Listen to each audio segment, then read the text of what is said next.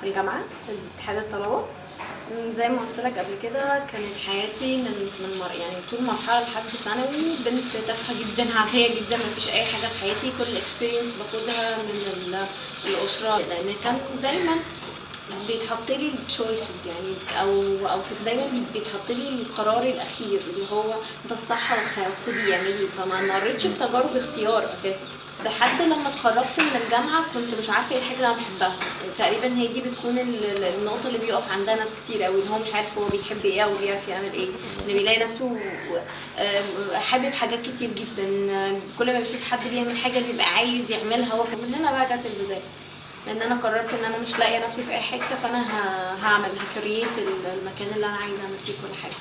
فعملت بقى حاجه كده صغيره اسمها تومورو، وكانت دي البدايه هنا في السويس. كانت كل هدفها ان احنا نبلت ليدر. يعني ايه اصلا بقى فيمينست؟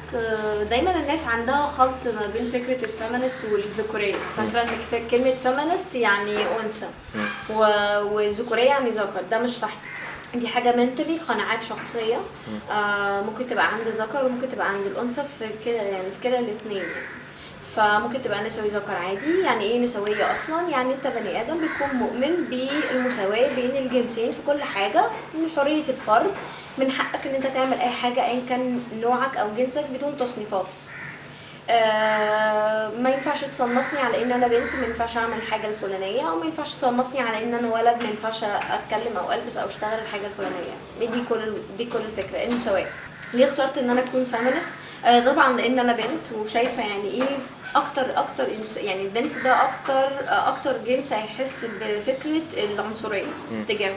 يعني مش هتلاقيه الولاد حاسينها في المطلق، هتلاقيها محسنها في حاجات معينه، بيمارس برضو عليهم عنف وبيمارس ضدهم عنصريه وبيمارس ضدهم كل حاجه، لكن مش هتلاقي عنصريه اللي هي عنصريه يعني فايلنس بيز على الجندر، على النوع الاجتماعي.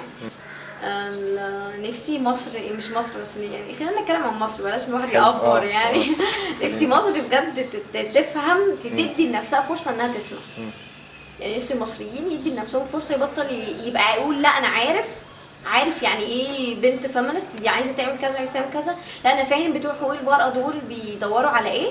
ناس فاكره ان بتوع حقوق المراه بيدوروا على ان احنا عايزين نعمل كل حاجه ونمشي بقى ونضرب الدنيا صارمه. وعلى فكره كل السلوكيات اللي انت بتتكلم عليها اللي فاكر ان احنا عايزين ناخدها منك دي غلط في المطلق عليا وعليك. المسج اللي انا عايزه اوصلها في المطلق للبنات، خلينا نبتدي بالبنات. المسج اللي انا عايزه اوصلها للبنات ان هي تحاول تبقى نفسها، ما تقلدش حد، تفهم هي عايزه تدخل في ايه، ما تدخلش عشان هي حاجه فزتها وخلاص، تاخد بالها من حقوقها كويس قوي، وتاخد بالها من حقوقها وان هي ما تجيش على حق غيرها. مهما كانت الشهور اللي انت هتقعدي فيها محبوسه في البيت تعبانه، ما بتاكليش ما بتشربيش ما بتتكلميش مع حد، كل ده انا مريت بيه، كل ده هيعدي وهترجعي لمرحله تانية كده اسمها مرحله